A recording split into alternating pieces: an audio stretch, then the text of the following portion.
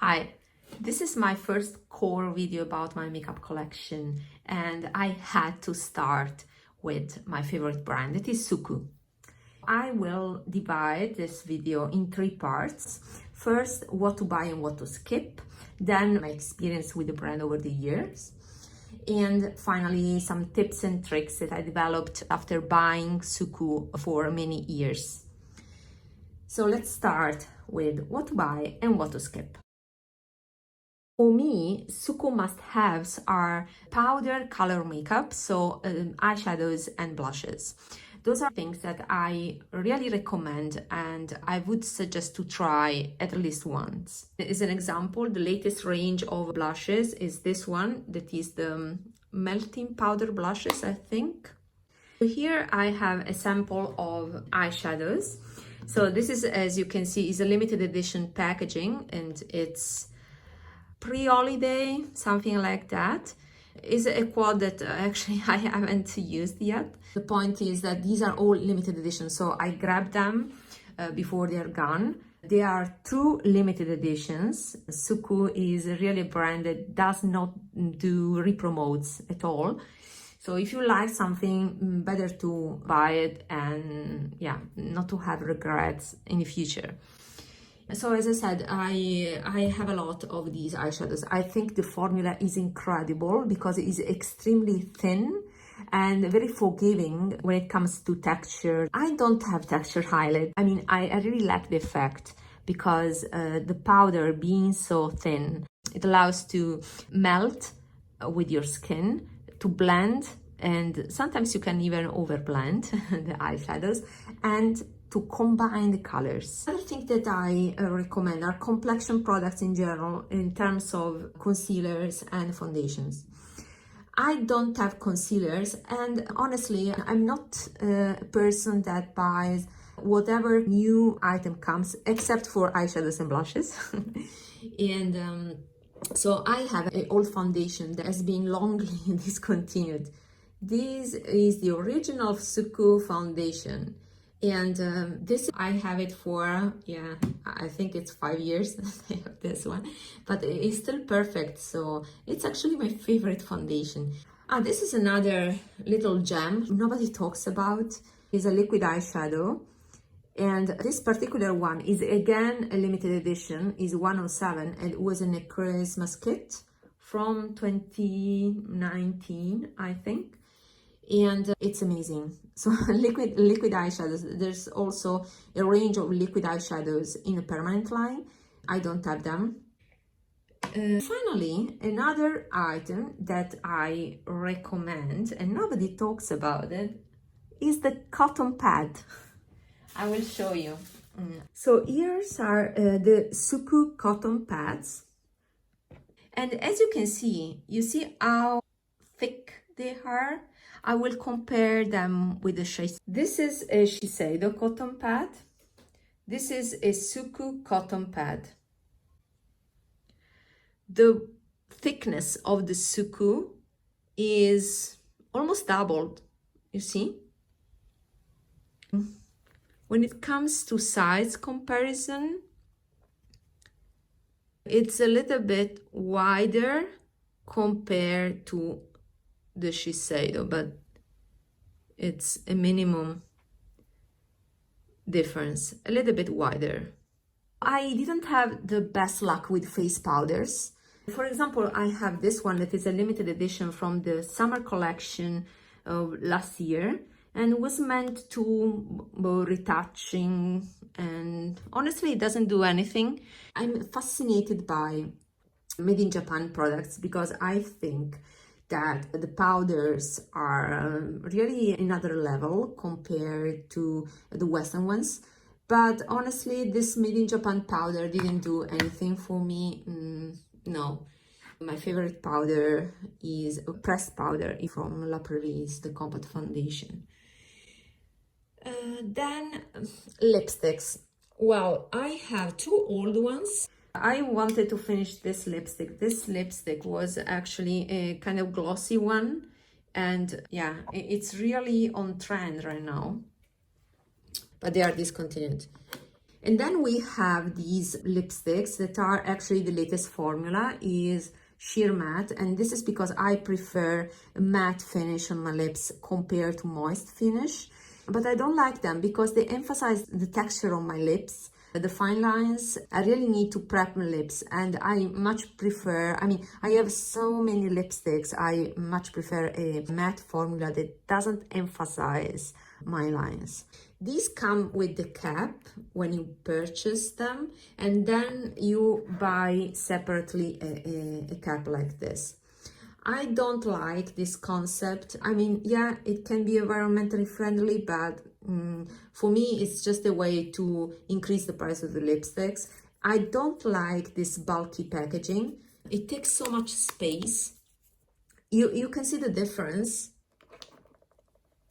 between these sleek, glossy, this was a very nice, elegant packaging, and this chunky, plasticky packaging here. This Suqqu, written here so big, I don't like it. I understand the concept that they wanted a matte finish because it's a sheer matte lipstick, but this was much more elegant. Then the skincare.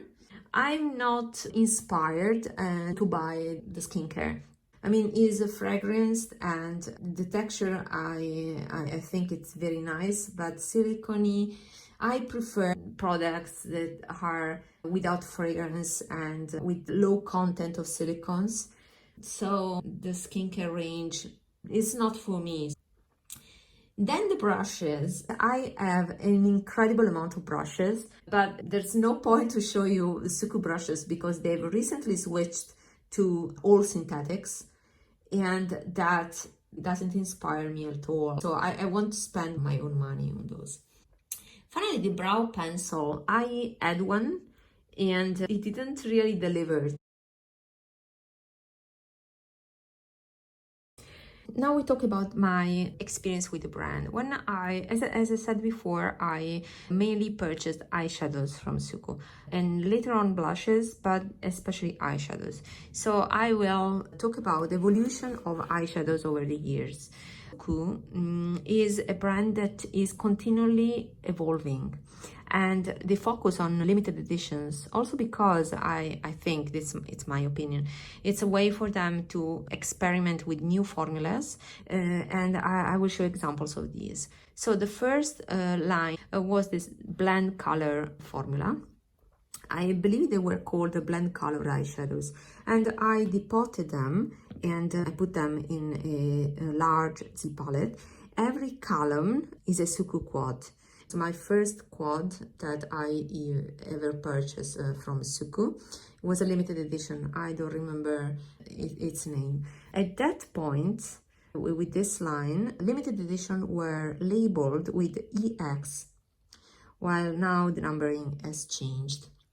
And then I was so amazed by this formula because it was sheer. I will show you.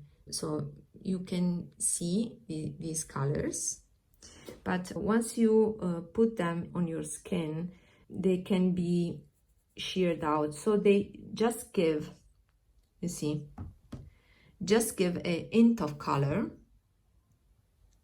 and shine without actually punch a lot of pigment. So the sheerness was a feature of all the Suqqu eyeshadows, and was also the reason why they didn't appeal to traditional Western consumers, and sometimes you could feel a little bit underwhelmed. Something that I also experienced myself. My favorite quad of this line, blend color eyeshadows, is this one. That is number one. It was in a permanent line called the number one, and this brown is doesn't seem anything on my finger, but the swatch is a little bit coppery. Is a medium brown that is coppery with a gorgeous shimmer. You see. So I really fell in love, and I wanted to collect all eyeshadows.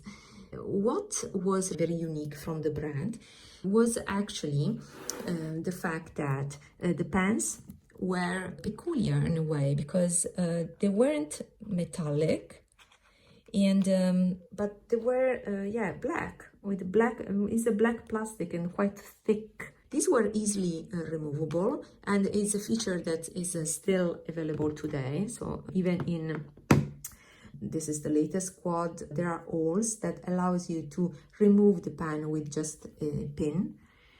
So that's the reason why I created my palette. Another feature that screamed high quality and uniqueness to me was also the presence of brushes made of squirrel. Back to this formula, another feature that nobody talks about, because it was actually something very specific to this formula that has been lost in the reformulation, is the possibility to create new colors by overlapping thin layers of totally different colors. So create new colors from the 4 colors that were provided in the quad. So you thought to have a colorful quad, but then you realize that you could create also neutral taupey colors. So for example, here you see a trio. This was a permanent quad. This quad was actually made of 3 powder pans and a cream pan that is not here. So you think you have neutral, mauvey, pinky shades and green, but actually you can create a taupe. So this is an amazing green. It's an amazing green with anti-gold. This is another feature. You see them flat on the pan, but once you put on your eyes or you swatch them, you can really see the magic. And then you may want to layer on top a pink. And then you totally lose the green and you have a taupe, you see. Another thing that I liked from this was actually the complexity of the color that I already showed you. So they seem flat, but then you will see multifaceted shimmers, variety of finish. Another thing that is important, because you see here, this is number one of my favorite. You have 2 mattes and 2 shimmer that are more satin shimmers. And later on, they switched towards all shimmer. And also you can see these pans that once they were raised, now they aren't anymore and they are flat. So this is a glowier formula, much more similar. Let me see if I can. You see, I hope you can see the shine and a little bit of glossiness, you see? So this actually was an important step towards, so these 3 quads, towards the new formula that was actually introduced in 2017, is the designing color. So this quad actually is characterized by having all shimmers and more glossiness. You can see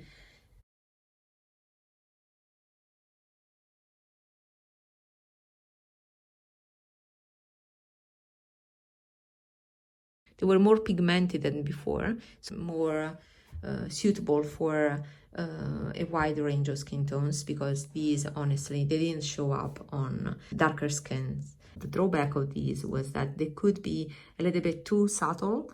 So it's understated elegance, but here it was more a journey toward more impact and more pigmentation. But this actually was also a step towards less possibility of mixing colors. These were less complex, and yeah, they didn't allow all the mixture that was possible with this old formula. This is my favorite palette from this Designing Color Eyes, the 132 from summer 2020. My favorite because it's very complex. So this is amazing, it's my favorite. So I tend not to use it because I really love it, and I missed it on Selfridges. I imported this from Japan. They really found the last quad, so I was very happy to find it, and of course I overpaid for it.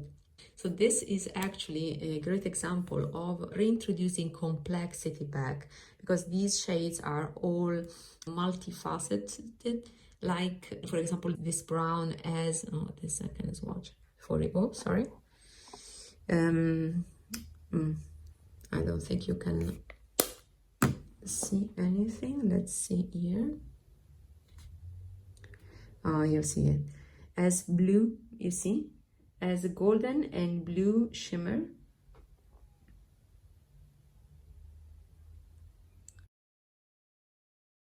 Really complex, and yeah, it's amazing. All the eyeshadows in this line stayed a little bit satin, so they didn't have mattes. Then in spring 2021 they introduced the latest range that is still available.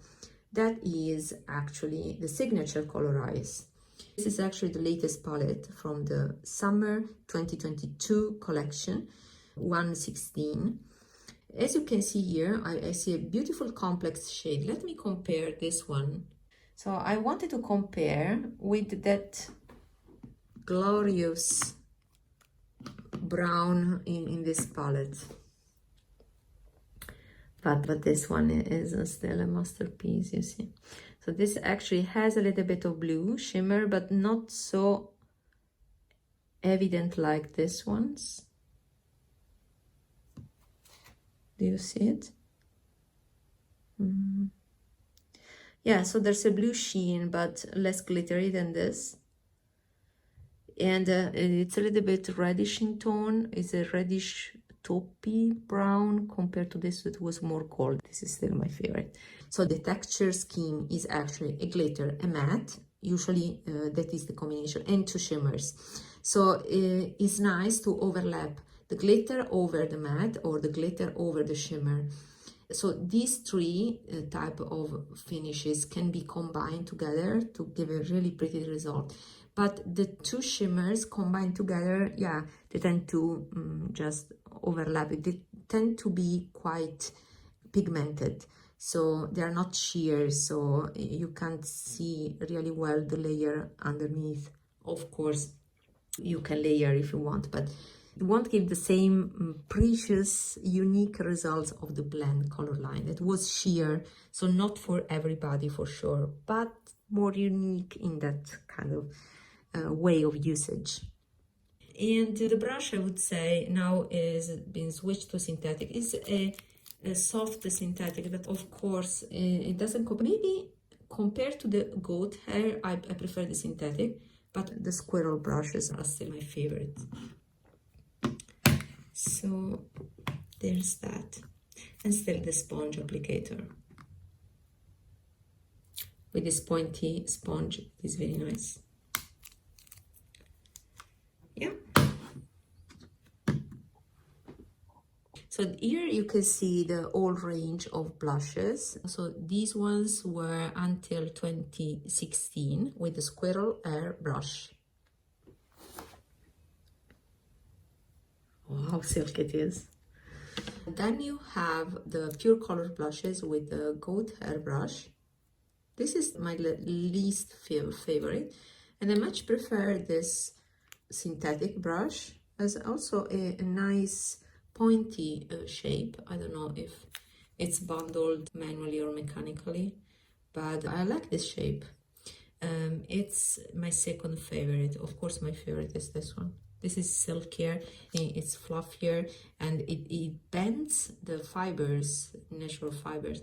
They bends much easier than this thing. It is a different shape, but yeah, it's a really high quality. It doesn't compare to that one, of course, because they tend to be more compact, the synthetic fiber, more clustered, let's say, and so less airy compared to a squirrel brush that of course has more blending capability because of that, because it's fluffier, see?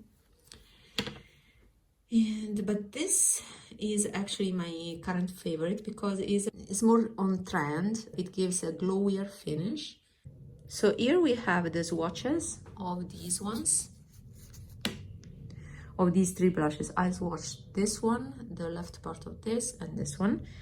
And you can see that the first one is more powdery and more matte finish, is a matte finish, and of course very light and sheer, but it gives a very polished finish that I like.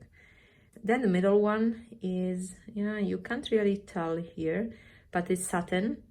And the third one is more glossy, is more glowy.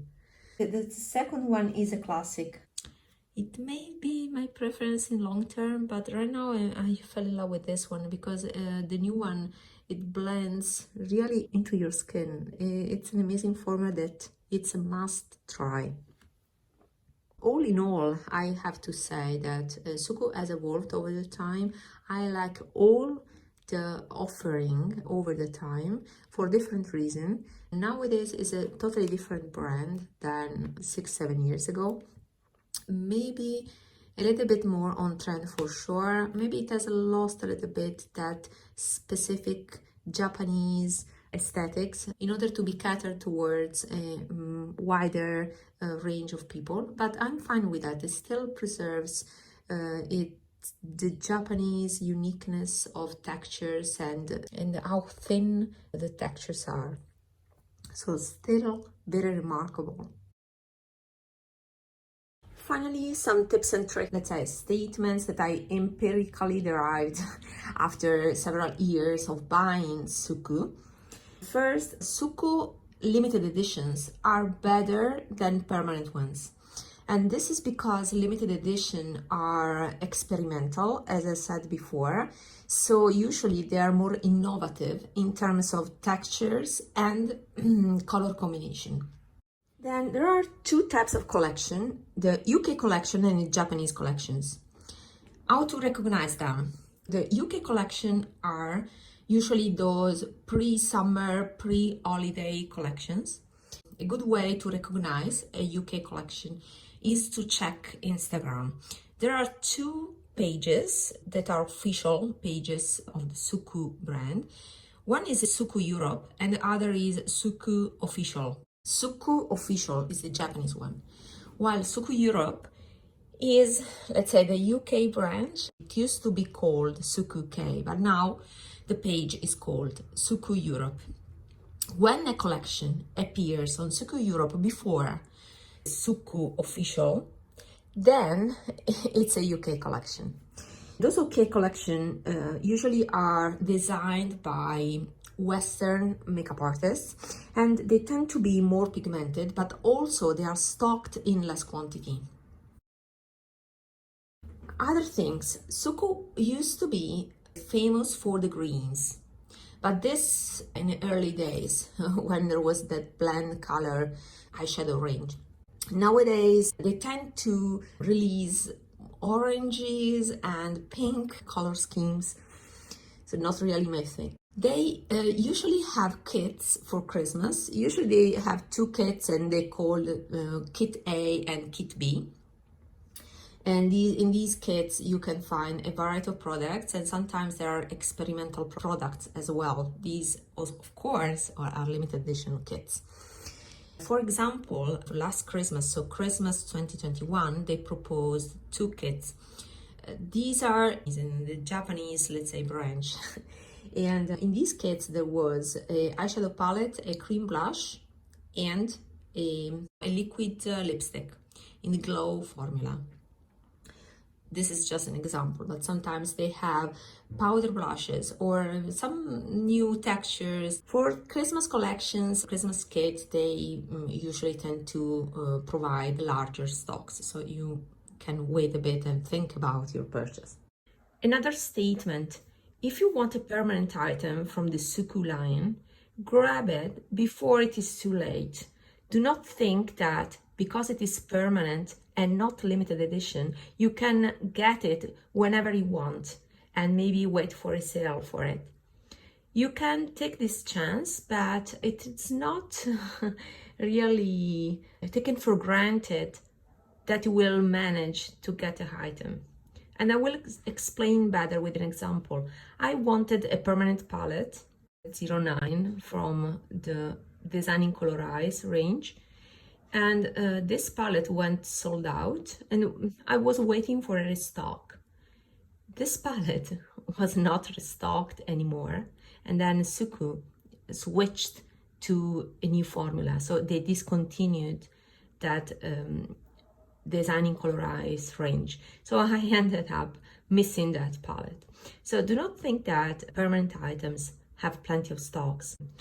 Another example, the new blush range. There are 8 permanent blushes. If you look at Cult Beauty, number 01 and 05 are not available. I think those colors being so peculiar, a little bit different from the ordinary, won't be restocked, or if so, they will restocked less frequently than the others. So if you want those items, keep an eye on the stock, and when you find them, grab them, because I don't think they will be around all the time.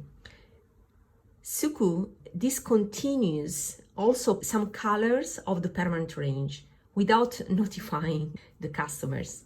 So that's why do not take for granted that you can take a permanent item whenever you want.